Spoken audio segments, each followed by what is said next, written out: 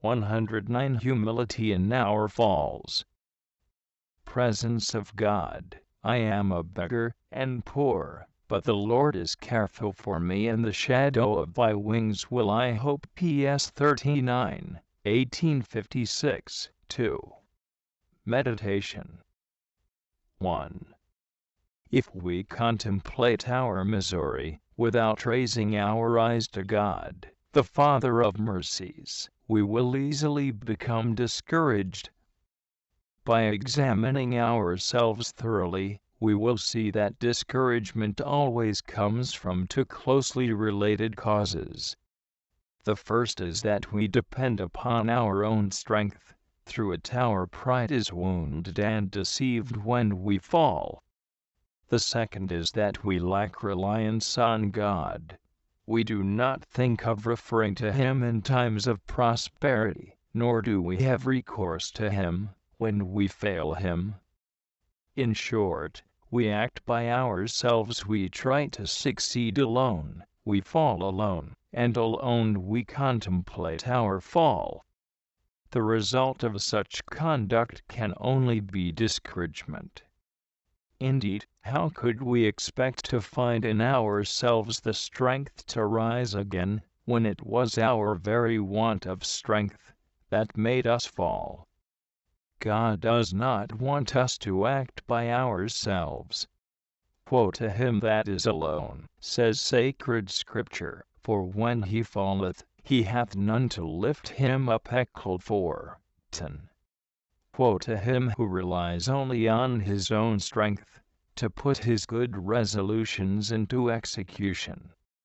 When he falls, he will not have the aid of God's might to lift him up, thus he will remain in his misery, confused and discouraged. Just as we should not make good resolutions without counting on God's help to keep them, by the same token we should not view our failures without considering God's mercy at the same time, for as God is the only one who can help us persevere in good, so He alone can raise us up from evil. That is why all the saints have taught that the knowledge of oneself must never be separated from the knowledge of God, and vice versa. Saint Teresa of Jesus says, the soul must sometimes emerge from self-knowledge and soar aloft in meditation upon the greatness and the majesty of its God. Doing this will help it to realize its own baseness better than thinking of its own nature, and it will be freer from the reptiles which enter the first rooms, that is, the rooms of self-knowledge in CI 2. True humility, however deep it may be, neither disquiets, nor troubles, nor disturbs the soul. It is accompanied by peace, joy, and tranquility. It enlarges it, and makes it fit to serve God better. On the other hand, false humility only disturbs and upsets the mind, and troubles the soul, so grievous is it. I think the devil is anxious for us to believe that we are humble, and, if he can, he will lead us to distrust God. T.J. Way, 39. Distress and lack of confidence lessen our capacity for loving, and the devil's aim is to hold back souls on the road to love. He tries in this way to overcome those especially who would never give in to open temptations to sin.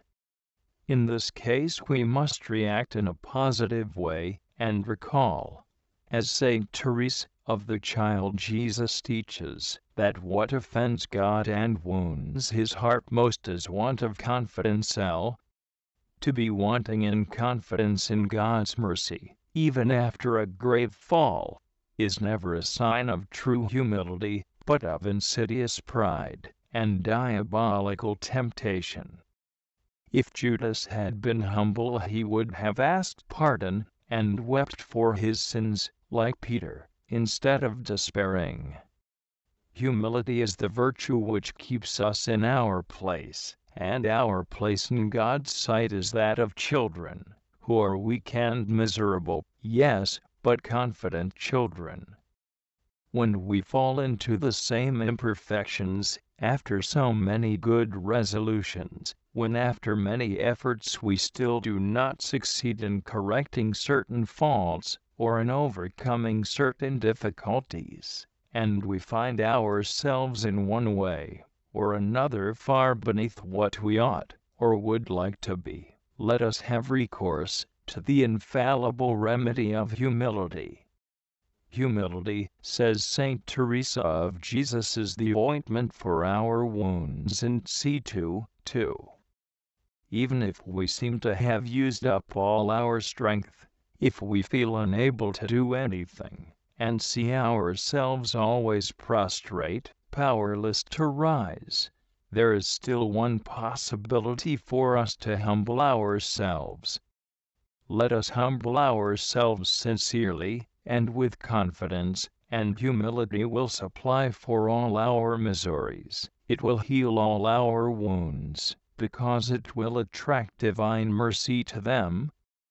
Colloquy.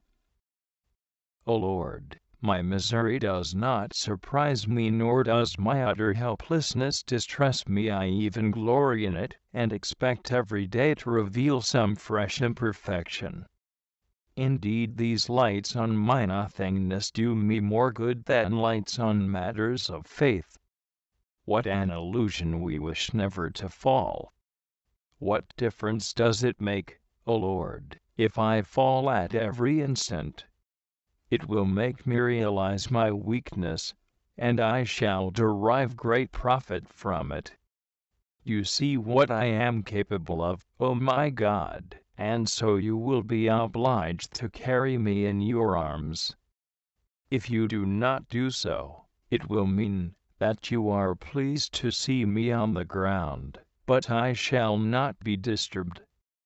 Full of love, I shall always lift up my suppliant arms to you.